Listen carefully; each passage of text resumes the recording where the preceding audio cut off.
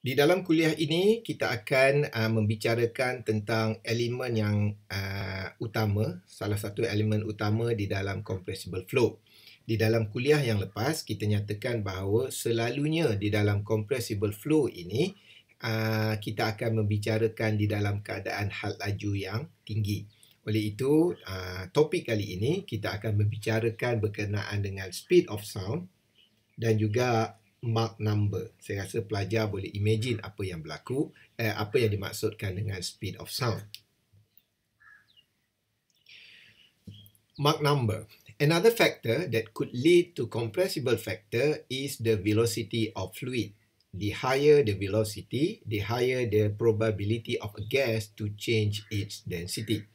If the gas is flowing faster and faster, it is difficult to us to use meter per second to describe its speed.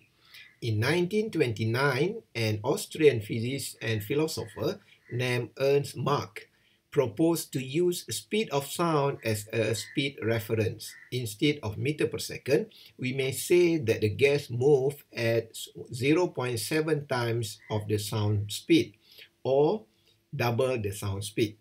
Mach suggests that when the velocity of an object moves at the same speed as the velocity of sound, the velocity will be expressed as m1.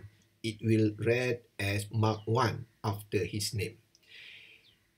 So, seperti yang dinyatakan di dalam nota ini, kita kata apabila had laju semakin laju dan sebagainya, ia mempunyai kebarangkalian untuk berubah ketumpatannya.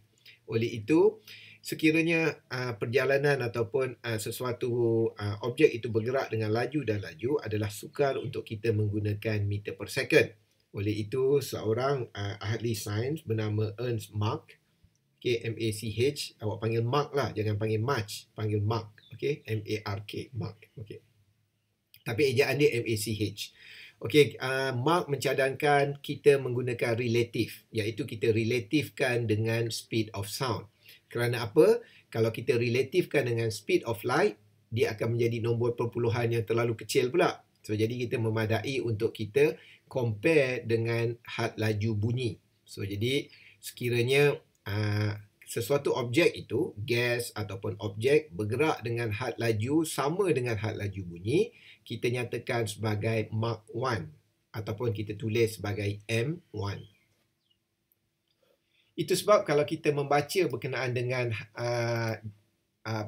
kelajuan cahaya matahari sampai ke bumi, dia tidak menggunakan meter per second dan tidak juga menggunakan speed of sound. Dia tidak menggunakan Mach, tetapi ia menggunakan dengan kita kata kelajuan cahaya. Jadi kita akan mengatakan bahawa okey, cahaya daripada matahari sampai ke bumi selaju 7 minit had laju cahaya. Okey, so jadi maksudnya dia relatifkan perjalanan itu dengan had laju cahaya. So ini adalah salah satu adalah beberapa contoh objek yang boleh bergerak melebihi had laju bunyi. So contohnya roket di sini, ia boleh bergerak selaju 7.9 km per second dan ia adalah kira-kira 20 times the speed of sound. Dan seterusnya kita kata ada kapal terbang, tadi roket. So kita ada kapal terbang North America X-15 dan pada tahun 1967 ia telah membuat penerbangan dengan selaju Mach number 46.7, iaitu kira-kira 7,200 km per hour. Okay, pilot ketika itu adalah William Pitt Knight. So selalunya pilot diberi penghargaan kerana sekiranya kita bergerak melebihi Mach number 1, kita akan menerima tekanan ataupun G, iaitu hampir sama dengan 6G. So jadi apabila 6G ini, kita di dalam badan kita sebenarnya ada rongga kosong. Dikatakan teori tersebut, rongga kosong tu maksudnya antara jantung, paru-paru dan sebagainya. Dan apabila kita bergerak laju, semua organ akan bergerak laju juga dan akan menghadapi tekanan yang tinggi. Oleh itu, kemungkinan kita boleh pengsan ketika kita bergerak dalam keadaan laju. So ini contoh roket, kapal terbang dan seterusnya. Kita ada kapal terbang penumpang. So yang paling terkenal ialah Concorde. Okey, ia boleh bergerak kira-kira Mach number 2.04. Maksudnya ia boleh bergerak dengan 2 kali ganda had laju bunyi. So untuk kenderaan darat, selalunya Mach number kita akan gunakan untuk kapal terbang dan ia selalunya boleh dicapai dengan mudah kerana ia melibatkan geseran di antara angin dan kapal terbang kita. Tetapi rekod telah dicipta untuk kenderaan darat. So selalunya kita akan test kenderaan tersebut di padang pasir lah. Maknanya kalau ada apa-apa berlaku, senang sikit nak uruskan. Okay. So jadi untuk keadaan ini, Bloodhound LSR telah berjaya membawa selaju 1228 km per hour pada tahun 2020 atau 2021. So ia dikatakan telah telah sampai kepada Mach number 1.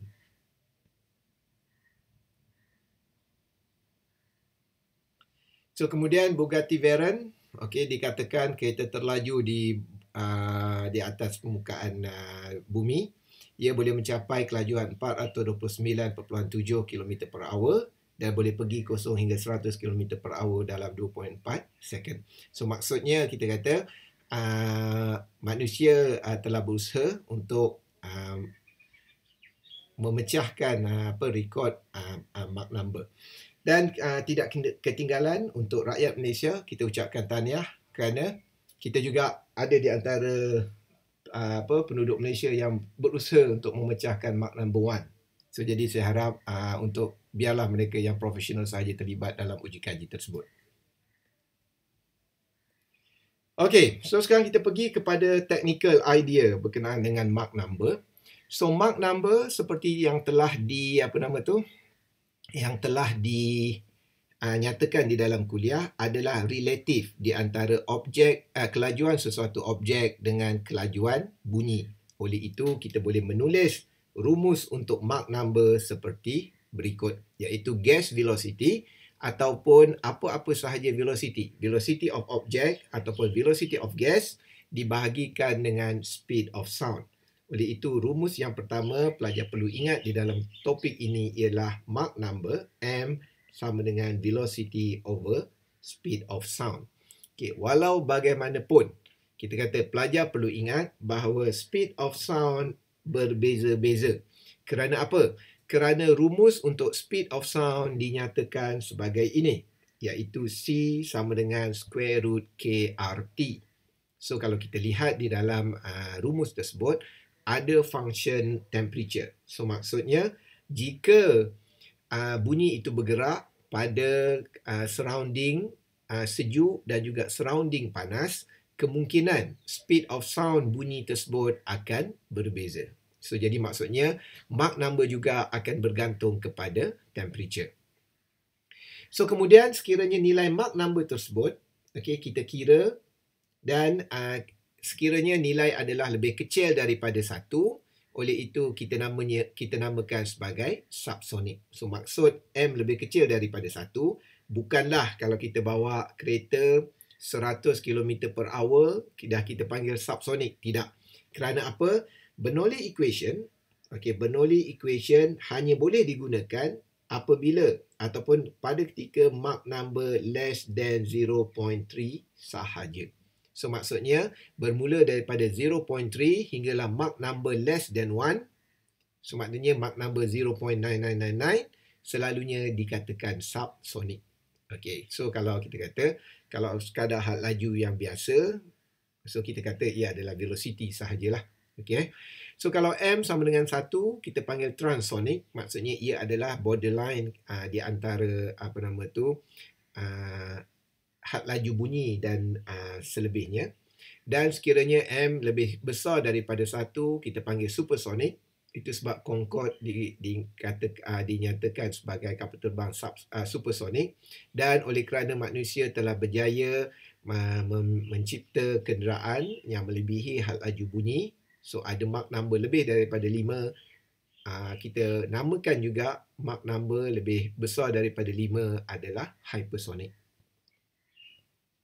So takrifan ini worth untuk pelajar untuk ingat kerana mungkin akan ditanya ataupun pelajar boleh menulis berkenaan dengan Mach number sekiranya ditanya what do you understand by Mach number. Kerana di dalam universiti ini kita prefer supaya pelajar boleh menerangkan dengan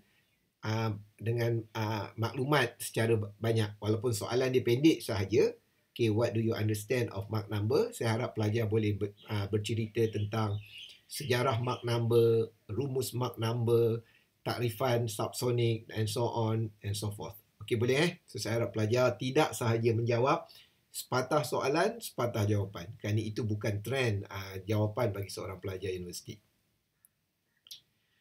Okey, contohnya, sekiranya kita ingin mengira speed of sound at sea level. So katakan pada permukaan laut, suhu adalah 30 darjah. Oleh itu, ia bersamaan dengan 303 Kelvin.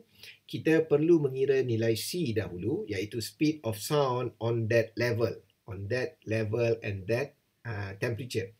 So kita masukkan oleh kerana di aras laut ataupun gas yang kita kira adalah udara. So kita ambil nilai K sama dengan 1.4. Saya dah nyatakan di dalam nota sebelum ini. Nilai R adalah 287 dan nilai temperature adalah 303. Oleh itu, had laju bunyi untuk udara di atas permukaan laut adalah 348.9 meter per second. Sekiranya kereta kita bergerak 1256.04 km per hour, bermaksud kereta kita telah bergerak menghampiri Mach number 1.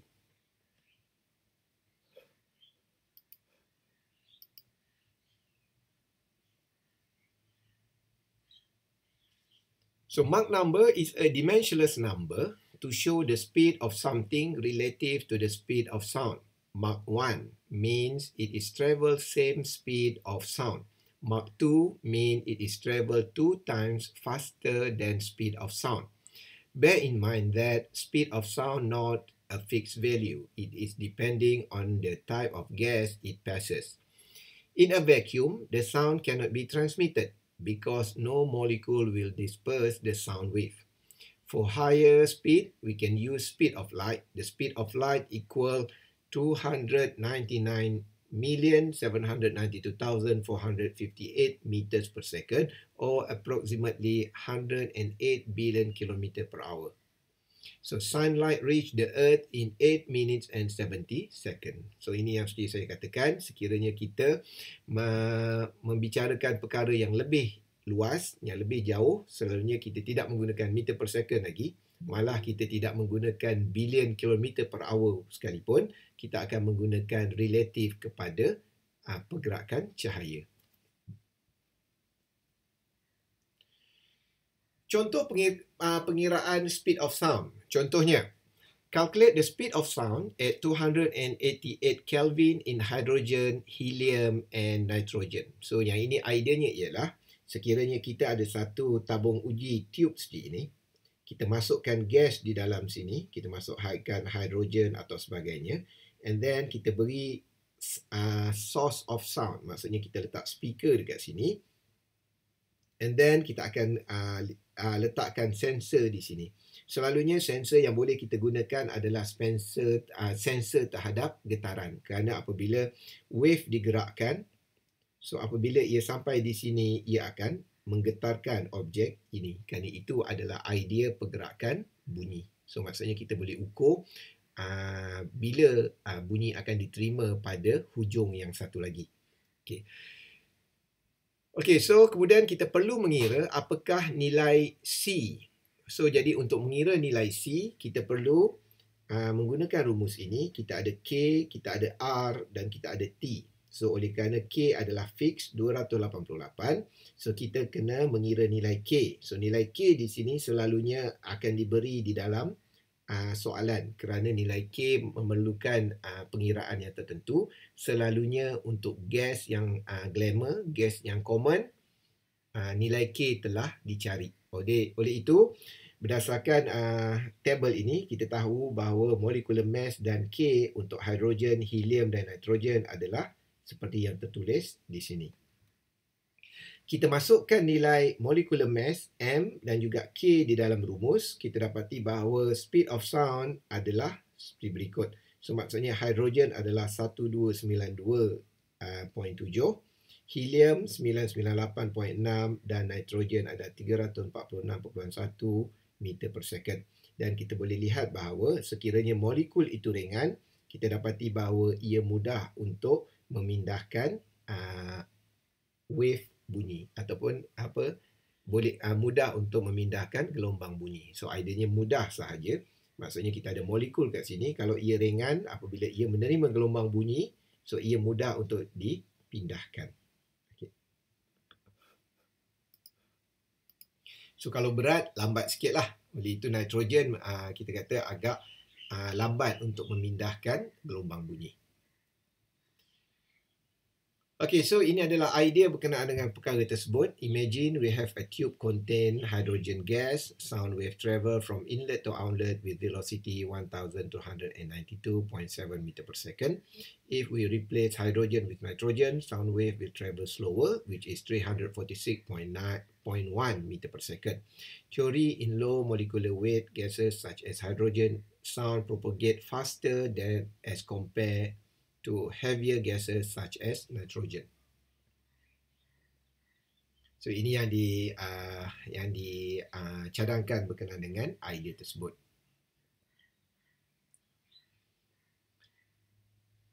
Kemudian kita akan melihat sekali lagi berkenaan dengan Mach number. Tadi adalah pengiraan untuk penentuan relative value Mach number. So saya ingatkan sekali lagi, Mach number adalah di dalam keadaan tidak berunit, dimensionless. So dia adalah 0.1, 0.3 dan sebagainya. Kerana ia adalah ratio ataupun comparison di antara had laju sesuatu objek dengan had laju bunyi. Kemudian Mach number juga berkait rapat dengan Mach wave. Kerana apa? Kerana bunyi dipindahkan melalui idea gelombang ataupun pergerakan bunyi dianggap sebagai pergerakan gelombang. Okey, so saya rasa pelajar pernah menonton ataupun kita kata tahu berkenaan dengan superhero, Iron Man dan Superman. So saya harap pelajar boleh tengok website saya dan saya ada buat discussion berkenaan dengan Iron Man dan Superman. So apa yang saya ingin bawakan ialah di dalam cerita Iron Man, kita dapati bahawa ada berlaku cloud. Maksudnya bila dia terbang, so dia ada bunyi dan dia akan ada cloud putih seperti ini. So kemudian kita kata sama juga Superman, bila Superman terbang, dia ada cloud seperti ini. Okay. Jadi persoalan dia, adakah cloud yang ini adalah imajinasi director movie atau sebenarnya ia adalah satu reality? Okay, jawapannya ialah kita kata when Iron Man and Superman flies at high speed, we see a cloud around his body. So what is that cloud? Does it really exist if we can fly as fast as Superman, or it is just a computer graphic in the Hollywood film? So the answer is jawapannya adalah memang betul. Ia akan terjadi sekiranya kita boleh bergerak selaju had laju bunyi. Okay, so the phenomenon of cloud formation that we see in the Iron Man and Superman bodies is a real phenomenon that occurs when our speed reach Mach number 1, Mach 1, which is equal to the velocity of sound. When the object moves fast, the air around the object is compressed. The presence of water vapor in the air forms that what we see as cloud. So idea dia ialah apabila udara dimampatkan, termampat apabila sesuatu objek itu bergerak dengan laju. Kenapa kita kata boleh termampat? Kerana ada fenomena yang dinamakan no slip condition. Kita telah belajar berkenaan dengan fenomena no slip condition ini daripada fluid mechanics 1 bab 1 lagi. Tajuk viscosity. Kenapa kita panggil no slip? Kerana molekul akan melekat pada permukaan sesuatu objek dan menghasilkan velocity equal to 0. So saya harap pelajar perlu faham ini adalah viscous effect yang paling penting di dalam fluid flow. Okay, if the object move faster and the object is able to break through the cloud, an explosion will be heard. It is called a sonic boom. So usually after an object reach Mach number 1, an explosion sound will be heard. Another example are volcanic eruption. If a volcanic erupts violently, air in the volcanic air will rapidly compress. It will form a shock wave. It can break down car mirrors and buildings. So idea yang lain ialah apabila berlaku letupan, bom ataupun gunung berapi, kita dapati bahawa udara di sekelilingnya akan bergerak ataupun akan digerakkan dengan laju secara mengejut. Oleh itu, molekul akan termampat antara satu sama lain. Maksudnya ada berlaku jam lah. So, bila termampat antara satu sama lain dan udara tersebut berlanggar dengan kaca atau bangunan, so kita dapati kaca tersebut boleh pecah.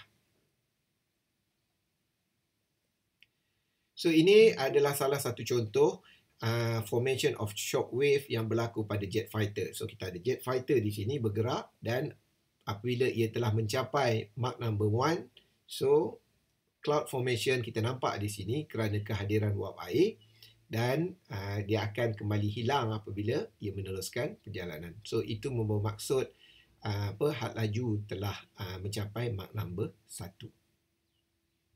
Seterusnya kita akan melihat Mach wave. Okay, kerana apa? Kita kata Mach number ini ataupun pergerakan bunyi berkait rapat dengan fenomena ataupun mekanisme gelombang. So if a source of sound wave is at a fixed location, the wave travel radially away from the source with the speed of sound. Figure shows the position of the sound wave after the increment delta t and after multiple of delta t as shown in the figure here. So gambar ini menunjukkan apa? Gambar ini idenya ialah sekiranya kita ada satu sumber bunyi di tengah, kita dapati bahawa sumber bunyi itu akan merebak ataupun sumber bunyi itu akan bergerak seolah-olah ideal source. So kita belajar dalam ideal flow berkenaan dengan source flow. Maksudnya berpunca daripada satu titik, ia bergerak pada arah jejari. So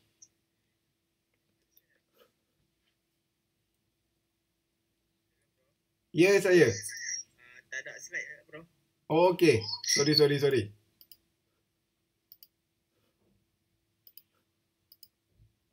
Okey, saya start semula lah.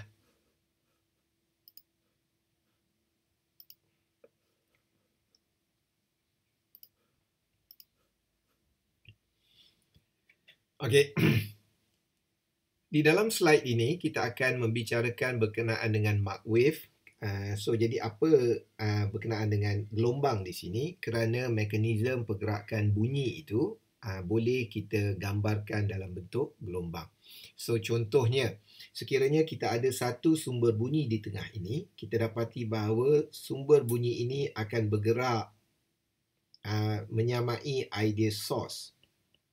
Okay, yang kita belajar di dalam potential flow. Maksudnya ia akan bergerak pada semua arah dalam arah jejari, membentuk seolah-olah bulatan seperti ini. So apa yang difahamkan, apa yang kita perlu faham dengan perkataan 3C delta T. So kita tahu C di sini adalah had laju bunyi. So unit dia adalah meter per second. So kita kata dan kita darab semula dengan T iaitu masa. So kita boleh potong nilai masa. So kita ada M iaitu meter. So membawa maksud bahawa ini adalah jarak yang telah dilalui oleh wave tersebut untuk masa 1 saat baru sampai sini, untuk masa 2 saat baru sampai sini, dan untuk 3 saat telah sampai sini. So saya harap pelajar boleh imagine perkara ini. So kemudian kita kata sekiranya objek tersebut ataupun sekiranya sumber bunyi tersebut bergerak dengan satu kelajuan. Jadi kita kata wave bunyi akan menjadi seperti ini. So jadi ini idea dia macam mana? Kita kata okey, okey. So ideanya ialah pada titik ini, katakan pada titik ini kita ada titik 4 ini adalah titik sumber bunyi. Okey. So ia bermula di sini. So ia bermula di sini, ia bergerak di sini, ia bergerak di sini dan ia bergerak di sini. Okey. Jadi wave-nya akan berbentuk seperti ini. Kerana apa? Okey. Ia bermula di sini. Okey, saya harap pelajar boleh faham. Ia bermula di sini. So ini start. Dan dia sekarang ni kita kata tamat di sini. Okey. Oleh itu, kalau kita lihat di sini, kita dapati bahawa ia telah bergerak ataupun ia telah melompat sebanyak 3 kali. So maksudnya seolah-olah 3 saat. So maksudnya pada poin di sini, pada asalnya yang di sini, oleh kerana ia telah 3 saat, ia telah membentuk gelombang yang ini. Maknanya bulatan yang ini. Tetapi apabila ia bergerak di sini dan selepas 2 saat, ia membentuk gelombang yang ini. So pada kedudukan dia di sini, ia membentuk gelombang di sini dan apabila ia berada pada titik di sini, ia gelombang bunyi baru nak keluar. Okay, so saya harap pelajar boleh faham apa yang dimaksudkan dengan gambar rajah ini. So maksudnya kita kata oleh kerana objek kita bergerak pada arah ini, oleh itu kita kata gelombang bunyi agak rapat di bahagian kanan. Kerana apa? Kerana objek juga bergerak ke arah kanan. So jadi apa yang akan berlaku sekiranya objek tersebut akan bergerak lebih laju daripada gelombang bunyi? So jadi kita kata dia akan menjadi seperti ini. Ideanya ialah pada titik ini 3 saat yang lalu, maksudnya ia bergerak di sini. Okey. So ini adalah 1 saat yang lalu, 2 saat yang lalu, 3 saat yang lalu dan ini adalah current. Dia baru sampai pada titik itu. So pada 3 saat yang lalu, bunyi telah dikeluarkan dan bunyi telah merebak menjadi sebesar ini. So apabila ia sampai di sini, bunyi dikeluarkan, so ia telah menjadi sebesar ini. So pelajar kena faham untuk yang nombor 2 ini, gelombang bunyi belum lagi besar. Kerana apa? Ia dikeluarkan 1 saat lewat. So jadi di sini 3 saat, di sini 2 saat, di sini 1 saat dan sini kita kata 0 second, 0 saat. Okey. Jadi apa yang kita dapati bahawa ia seolah-olah telah membentuk bentuk kon seperti ini. Kenapa kita boleh membentuk kon di sini? Kerana bunyi hanya akan kedengaran ataupun bunyi hanya boleh dapat didengar sekiranya kita duduk pada ruangan kon ini sahaja, pada area segitiga ini sahaja. Sekiranya kita duduk di sini, kita tidak akan mendengar bunyi. Kerana apa? Bunyi tidak melalui kawasan yang kita duduk. Oleh itu, oleh kerana bentuk wave yang telah berlaku adalah berbentuk kon, oleh itu kita namakan bentuk ini sebagai mark kon. Dan wave ini, yang bulatan ini dinamakan sebagai mark wave. Okay, so boleh faham So saya harap pelajar boleh membaca keterangan ini di dalam bahasa Inggeris. Saya cuma terangkan sahaja di dalam bahasa Melayu, tetapi membawa maksud yang sama. Okey, so jadi apa yang berlaku? Okey, kita kata pada keadaan ini, saya rasa pelajar boleh nampak di sini. So kat sini ada berlaku mampatan. So jadi apabila ia berlaku di sini, sebenarnya pada dinding ini ada berlaku mampatan udara. So seperti yang saya katakan, oleh kerana terdapat wap air di dalam udara, oleh itu di kawasan ini akan terdapat awan putih yang kita nampak di dalam video sebelum ini. So itu disebabkan oleh mampatan udara yang berlaku di kawasan mark kon. Dan kita pun faham bahawa udara memang kita tak nampak, tetapi udara mempunyai mass. So maksudnya mass di sini adalah udara akan ada mass, akan ada berat. So sekiranya ia termampat di sini dan ini berlaku pada ketika mark number 1. Mach number 1. So sekiranya sesuatu objek ingin bergerak lebih laju daripada Mach number 1, ia terpaksa memecahkan Mach cone di sini. So maksudnya ia terpaksa merempuh mass yang ada pada Mach cone di sini. So apabila ia memecahkan Mach cone di sini, akan terdengar bunyi letupan. So jadi itu yang dikatakan sebagai sonic boom. So saya harap pelajar boleh tengok YouTube dan search untuk sonic boom. So kita kata setiap kali cloud formation berlaku, dia indicate bahawa Mach number equal to 1, dan dalam masa yang sama ia akan diikuti oleh sonic boom.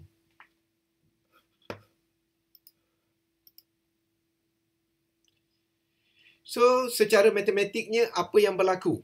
Okey, secara matematiknya daripada Mach cone di sini kita boleh melukis gambar rajah ini. So kita kata ada satu sumber bunyi, dan sumber bunyi ini kita kata bergerak lebih laju daripada had laju bunyi. So ia sampai di sini. Sedangkan had laju bunyi hanya baru bergerak sampai sini. So jadi apa yang berlaku, kita boleh melukis segitiga seperti ini, dan kita boleh melukis alfa ataupun angle untuk segitiga tersebut. Jadi kita boleh menulis di sini, kita kata sebagai sin alfa sama juga dengan C over V. So kita tahu C over V adalah terbalik untuk V over C, sama juga dengan Mach number. So jadi kita boleh dapat satu equation seperti ini. So sin maksudnya alpha sama juga dengan reverse sin untuk C over V ataupun reverse sin untuk 1 over M.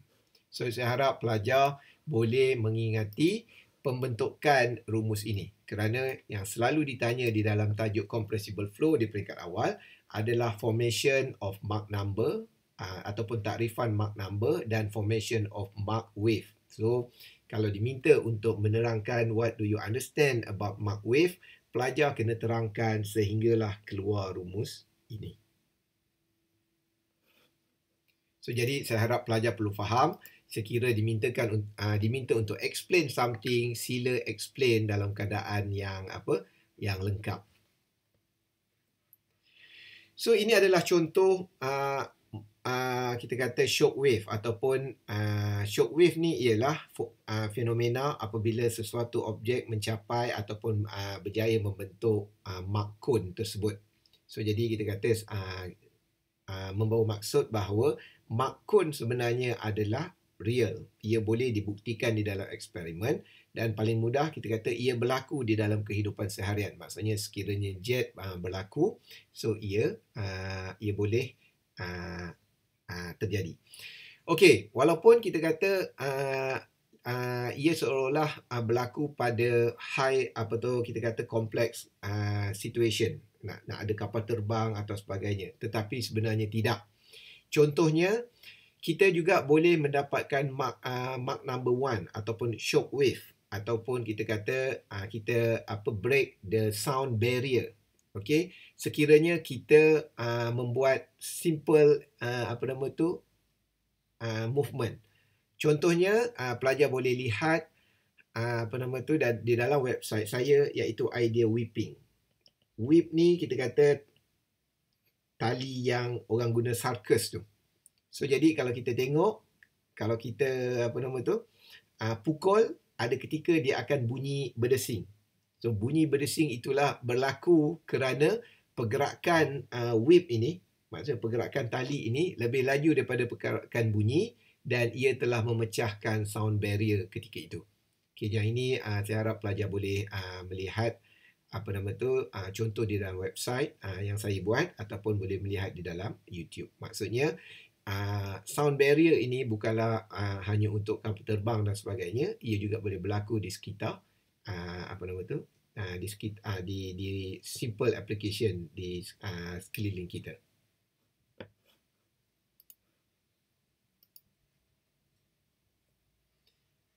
So ini adalah idea berkenaan dengan pergerakan objek yang membentuk shock wave ataupun yang membentuk Mach cone. So shock wave ini kita kata apabila wave tersebut bertimpa-timpa, so dia shock lah, dia terkejut, dan akhirnya apabila kita pecahkan akan berlaku sonic boom. So saya harap pelajar boleh imagine ni object is not moving, kemudian ia bergerak sedikit kurang daripada Mach number, dan ini adalah kita kata pada ketika objek bergerak sama dengan Mach number, dan ini adalah pada ketika objek mula memecahkan sound barrier tersebut. So ini adalah seolah-olah sound barrier tersebut dan akhirnya membentuk shock wave seperti ini.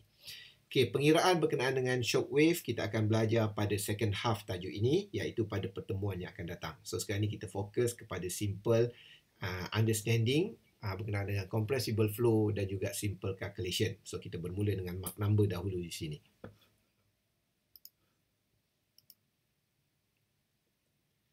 So ini kita kata adalah imajinasi berkenaan dengan bagaimana shock wave yang berlaku. Ini hanyalah sebagai nota sahaja. Ada sekiranya ia terbang kurang daripada Mach number 1, so tidak ada shock wave yang berlaku kerana kapal terbang masih lagi berada di dalam sound wave. Maksudnya ia tidak terkeluar daripada sound wave ataupun Mach wave yang terhasil. Tetapi apabila ia terbang dalam keadaan supersonik, iaitu ketika M sama dengan 1.07, berlaku shock wave, tetapi masih lagi shock wave itu berada jauh kepada objek ataupun kepada sumber bunyi. Kerana apa? Masih lagi ada kita kata barrier di sini, iaitu udara masih lagi belum termampat secara sepenuhnya. So apabila ia bergerak laju lagi, iaitu pada Mach number 1.45, kita dapati bahawa shock wave akan berlaku betul-betul pada muncung kapal terbang. Dan sekiranya, so ini kita kata kalau dia laju lagi, so akan berlaku sonic boom, walaupun kita kata mungkin ia telah keluar ataupun telah mencapai Mach number 1.